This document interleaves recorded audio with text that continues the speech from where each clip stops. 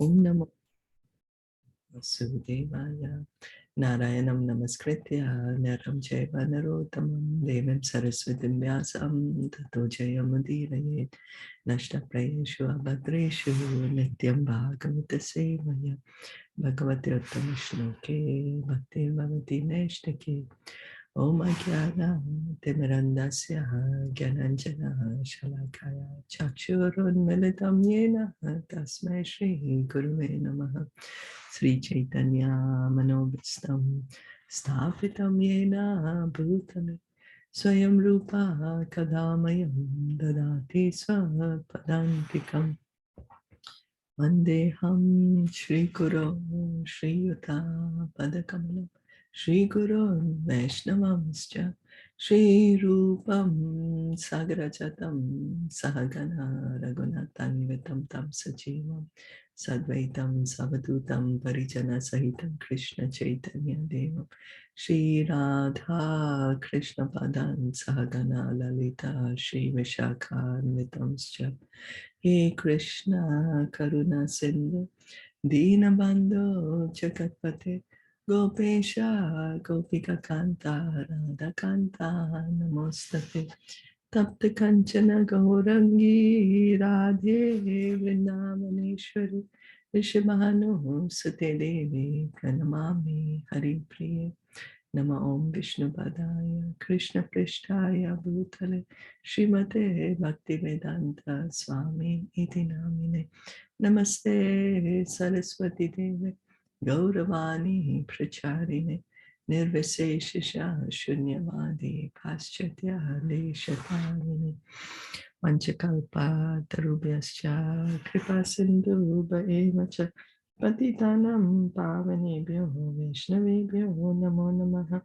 Jai Sri Krishna Chaitanya Prabhu Nityananda Shri Advaita Gadadhara Shri Vasadi Gaura Bhakta Vrinda Hare Krishna Krishna Krishna Hare Hare Hare Rama Rama Rama Hare Hare.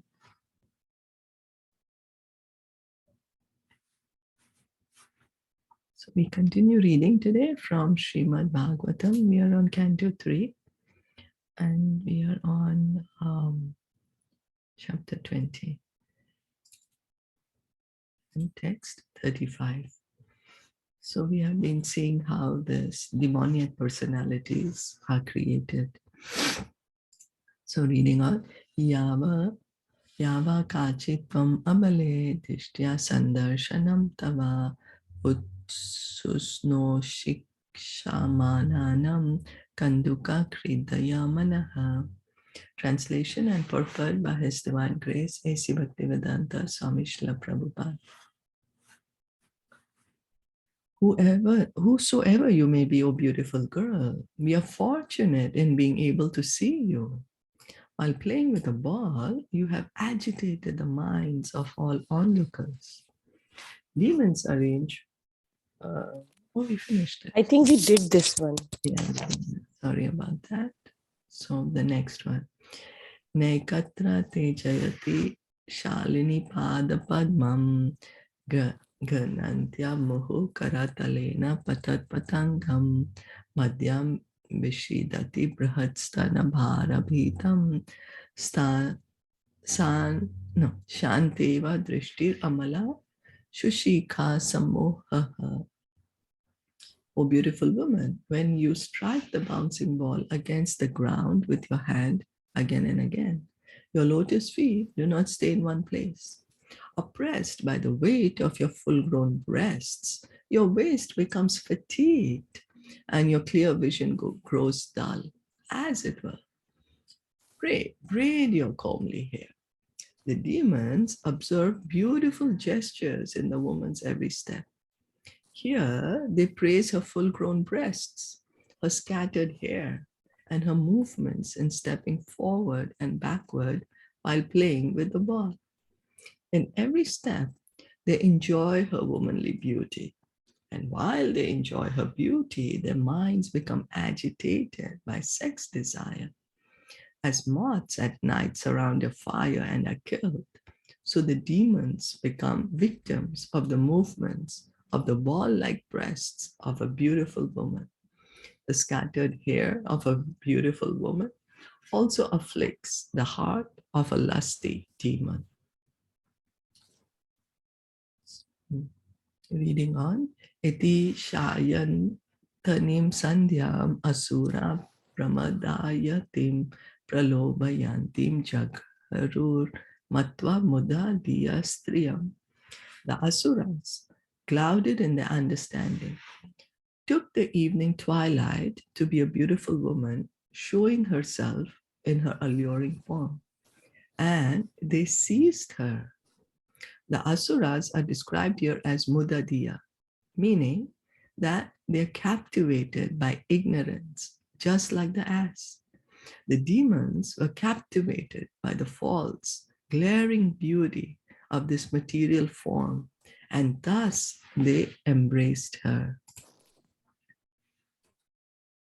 Prahasya bhava So gam. what are they trying to tell here by all this? That how our minds are agitated by the wrong things, like the demons, is it? Yeah, that, when we act like this, when we act in lusty ways, then that is our demoniac qualities. Okay. Some of us have these qualities, and so, we should try to say, oh, so is this in me? Oh, it's there. Let me try to get rid of it. And how do we get rid of it? We hear and chant. Not easy. Okay. Not easy to get rid of the sex desire, because as Bhagavatam keeps saying, we are here in the material world because of our lust, right? Yeah. Encaged us here without any chains. Don't need any artificial chains or artificial. There's no, like how in the jail there, those prison bars are there. There's no like these bars in the material world, but we are here just because of our lust. So we have this, It's just for us to recognize these qualities in our own self. It's not that it's only for some other people. All what we are hearing is to try to see, where is this quality hiding in me? Is it there in me? For introspection. Okay. 38 Prahasya Bhava Gambiram Jigharantya Manam Atmanam Kantya Satsarja Bhagavan Gandharva Pasharam Ganan. And then also, if we find it, then what is a balanced approach of cleaning the heart then? Because abruptly, if we give up our position, then it creates a lot of imbalance and havoc, right? And so if we find that, then what is a suitable way to clear the heart? Then the best way is to chant, take shelter of the holy name. With a laugh full of deep significance, the worshipful Brahma then evolved by his own loveliness, which seemed to enjoy itself by itself, the hosts of Gandharvas and Apsaras. The musicians in the upper planetary systems are called Gandharvas, and the dancing girls are called Apsaras. So the musicians here, we also like to hear music. Musicians here, um, they have their names, but in the heavenly planets, the musicians are called Gandharvas, and Apsaras are the dancing girls. After being attacked by the demons and evolving a form of a beautiful woman in the twilight, Brahma next created Gandharvas and Apsaras. Music and dancing employed in sense gratification are to be accepted as demoniac, but the same music and dancing, when employed in glorifying the Supreme Lord as Kirtan, are transcendental, and they bring about a life completely fit for spiritual enjoyment. So chanting and singing and dancing. Singing and dancing is the activity of the soul. It's a natural activity of the soul. When we are happy, we like to sing, we like to dance. I don't know if you all have had the experience. It really, makes us feel happy. So singing and chanting, and then so kirtan of Krishna. When we are singing and dancing for the Lord, we can truly experience the transcendental bliss, the transcendental happiness. Visasarja tanum tam vai jyotsnam kanti matim priyam ta eva chaduhu pritya vishva vasu purogamaha. After that, Brahma gave up that shining and beloved form of moonlight.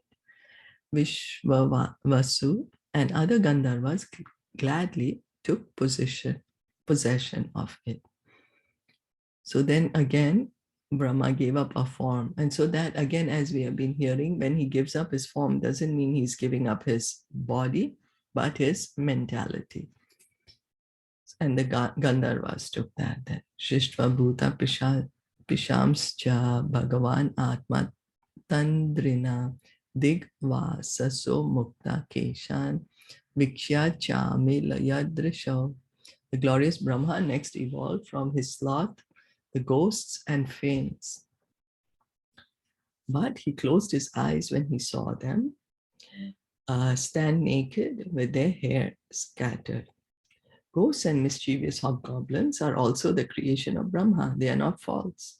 All of them are meant for putting the conditioned soul into various miseries. They are understood to be the creation of Brahma under the direction of the Supreme Lord. So we can see whether demigods, Gandharvas, Apsaras, demons, yakshas, rakshasas, and now we are hearing about ghosts, pishachas, fiends. It's not that they are not under the control of the Supreme Lord. Every living entity, belongs to the Supreme Lord. They are all being created here by Lord Brahma in the secondary creation based on the desire in the heart. Everyone is getting a suitable body.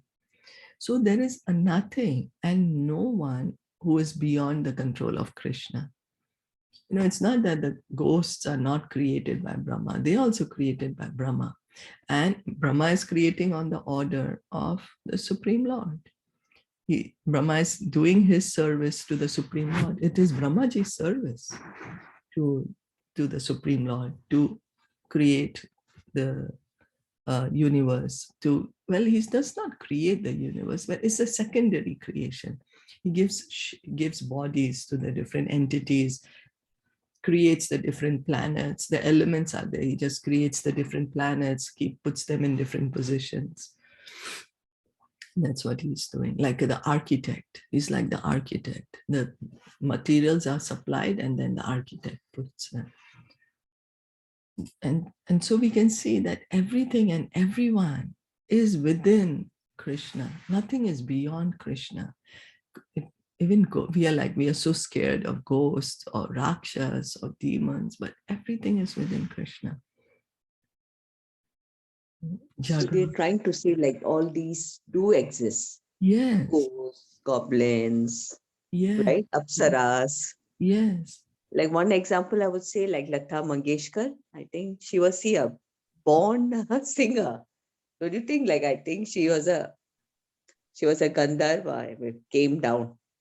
It could be, or it could be that she was practicing since many lives, like Prabhupada would say. Could have been a Gandharva, no? But then that's why like this.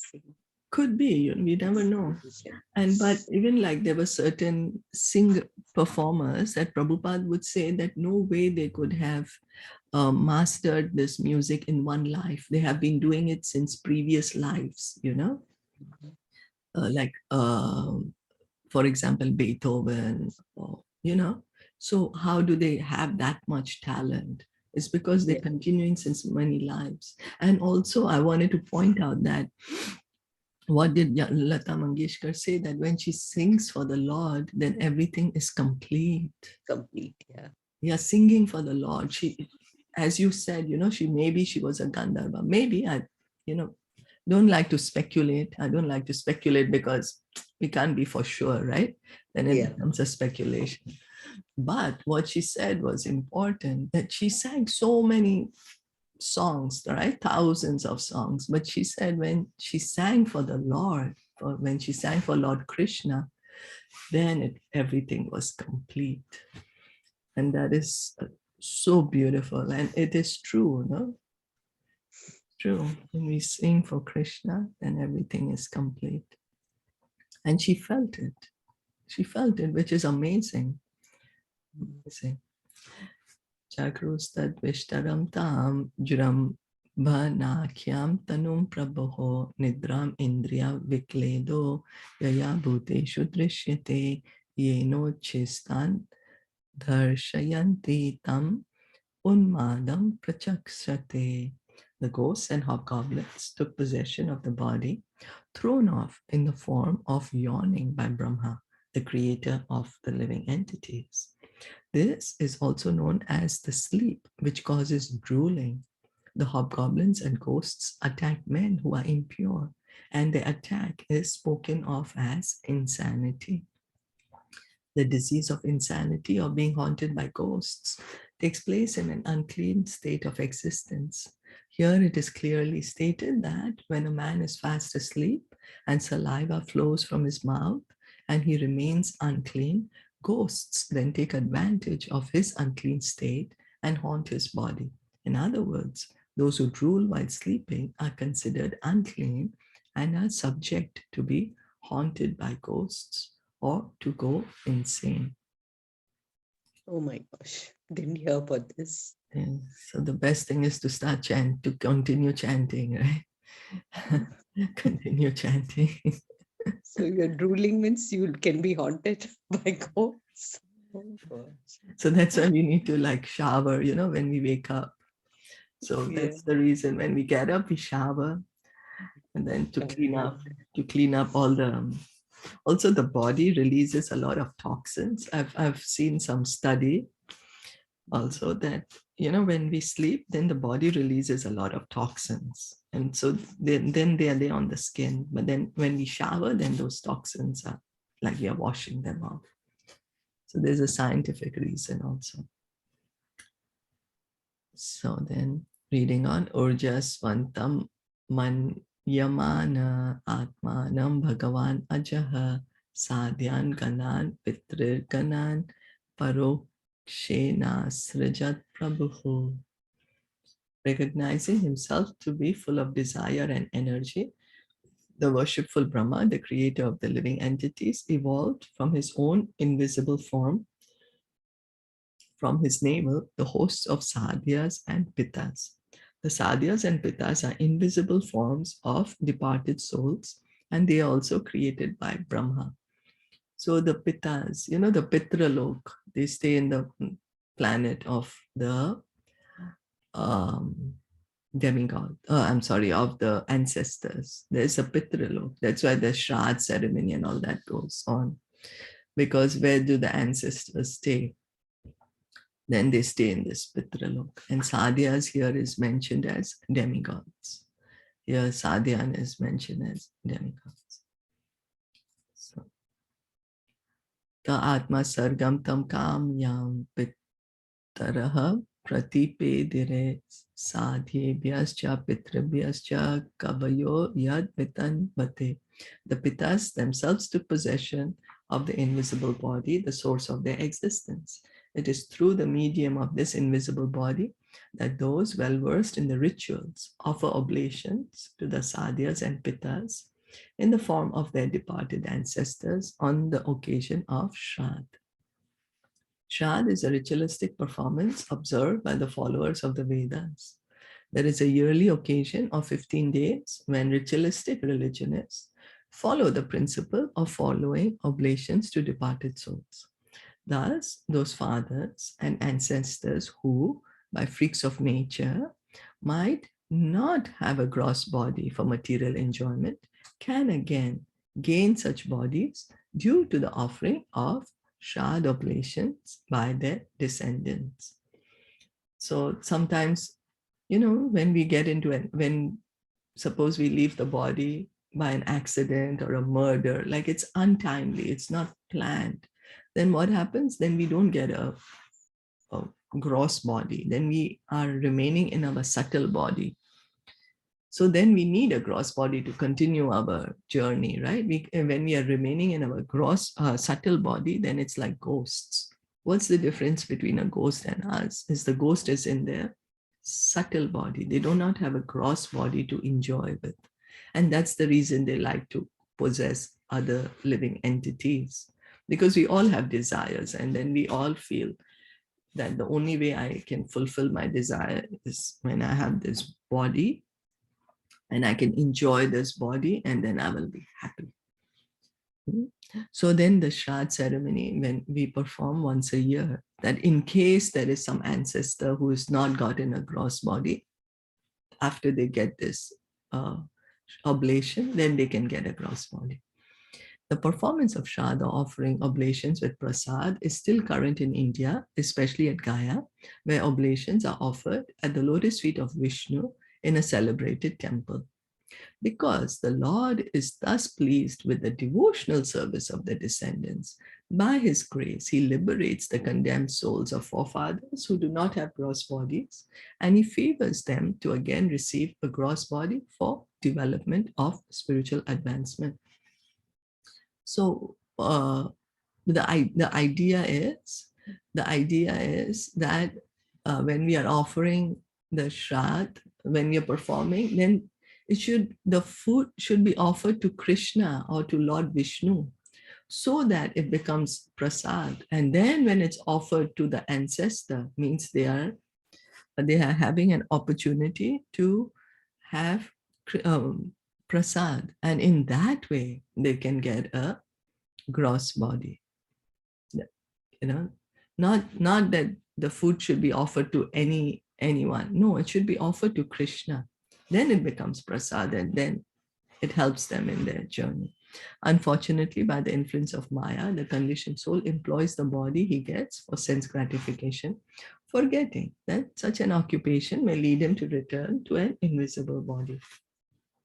The devotee of the Lord, or one who is in Krishna consciousness, however, does not need to perform such ritualistic ceremonies as Shraddh, because why now? What is being said? Oh, just now we heard Shraddh is mentioned in the Vedas, we have to perform it for the ancestors. And now we are hearing, oh, devotee does not have.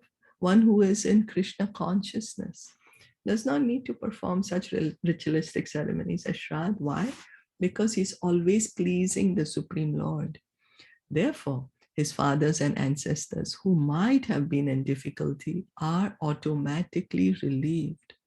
So that is what Krishna's special protection is, that if we become devotees of the Lord, not only are we protected, but Krishna protects our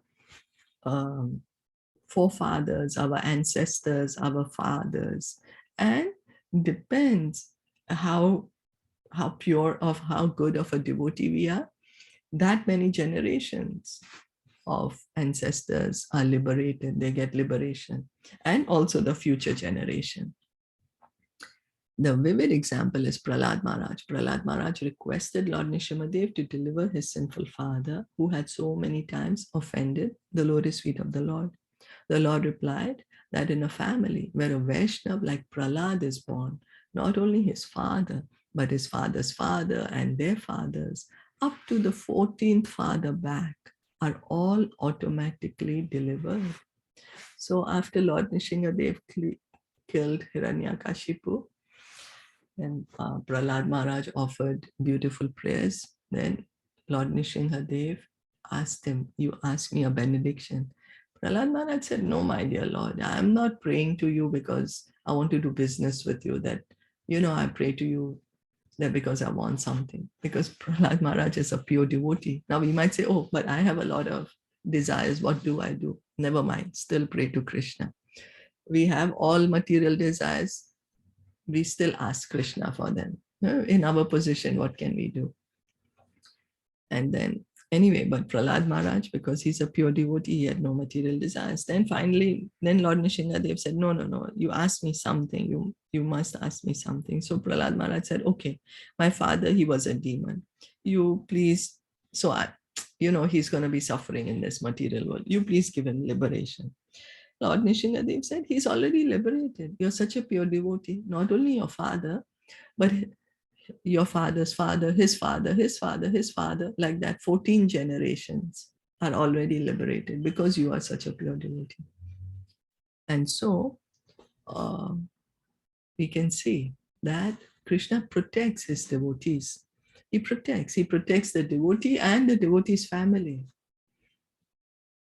And there were so many instances where Prabhupada's early on disciples, the very early disciples, they became devotees, and then their parents were against it.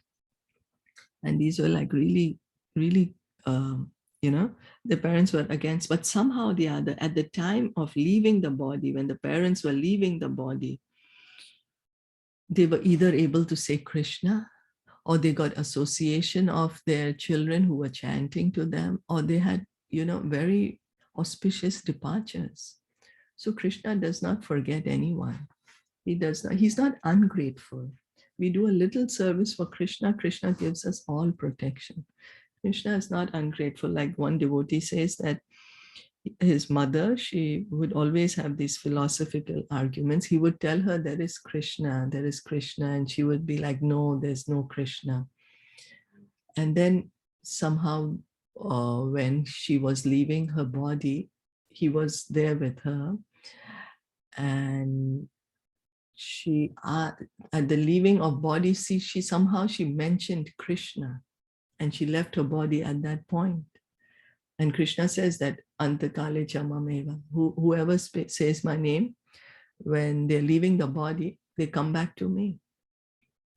So the devotees of the Lord, they are offered all protection by the Lord, and even the families of the devotees are offered all protection by the Lord. The conclusion, therefore, is that Krishna consciousness is the sum total of all good work for the family, for society, and for all living entities.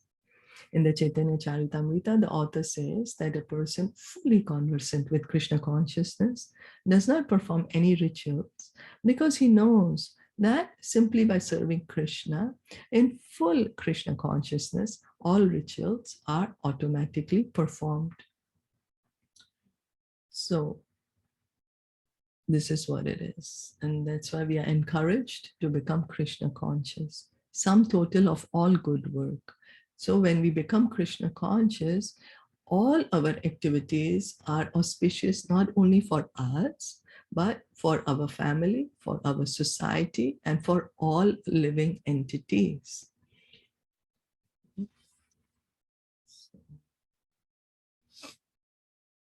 That's why we are encouraged to become Krishna conscious, continue to hear and chant about Krishna, and gradually, our thoughts will change, our consciousness will change. When our consciousness changes, then our words, our actions will change. And then in that way, we can truly benefit others, truly benefit ourselves and others. Any comments or questions? So some we see that some people commit suicide. So that is also in the Pitra. Suicide become ghosts. Oh, they become ghosts. Yeah. Okay. Yeah, because they're taking away the body which is given by Mother Nature. So then Mother Nature says, oh, you don't want a body? Fine, I won't give you one. But the subtle body is still there. What to do? And one thing more, yesterday there was an article my friend posted on Facebook, and then that mentioned that there is some scientist who has discovered that when a person dies, 30 seconds, there is a flash of all his memories. They have proved this. And then I was just wondering that Srimad Bhagavatam has been mentioning this from like how long it is there. Yeah. Like we always read that when a person dies, there's all his memories are flash. So I'm just wondering, wow, I mean, the scientists are taking so much, they're spending so much money, and they're not reading this, but they're spending money to prove it out. Yeah. Yeah, it's true. And he said that we have been doing this from last maybe 13 years or something, maybe more than that. And because that person was supposed to die, and they had him on the, how they read the waves, the mind waves. So he was somehow on that, and he had a heart attack, and then suddenly it happened. So when they recorded, the waves were quite like when we dream or when we have a good memory. So then the waves moved in that way at that time. So that's why they discovered that, oh, and we have been reading this. Yeah. Like Srimad Bhagavatam always tells, right? Yes.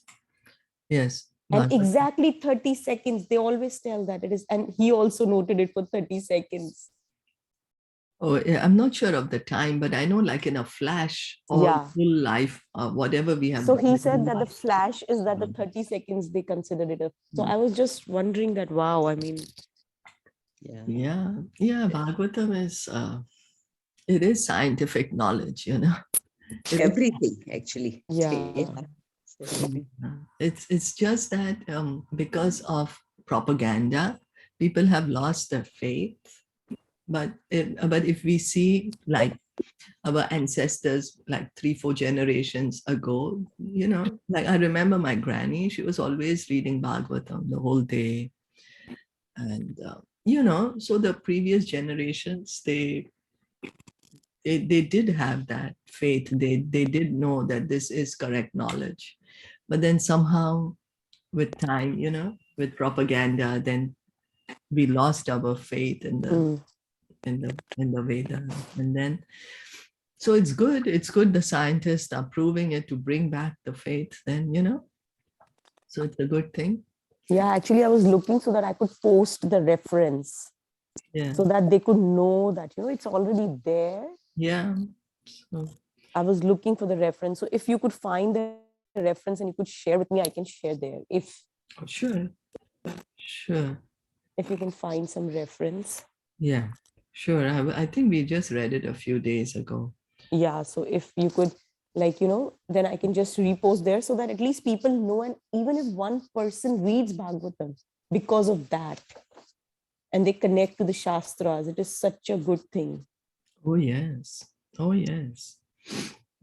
Yes, it's true. Because they might, because when they see that, oh, it's there in the Shastras, let me go and look for it. Oh, here is the reference. So then that is such a good thing that even if one person will read out because of that. Yes. Yeah, I'll find it. Yeah, so please, if you could find, then can you share it with me so that I can post it there? Sure, I'll do that. Yeah, thank you so much. Thank you for sharing this, that it is scientifically proven. Yeah, even I just read it yesterday only, so I wanted to share, but then like I thought that let's finish the class, and yeah, it happened that so because it's very important, I think. Yes, it is. It is. Nice.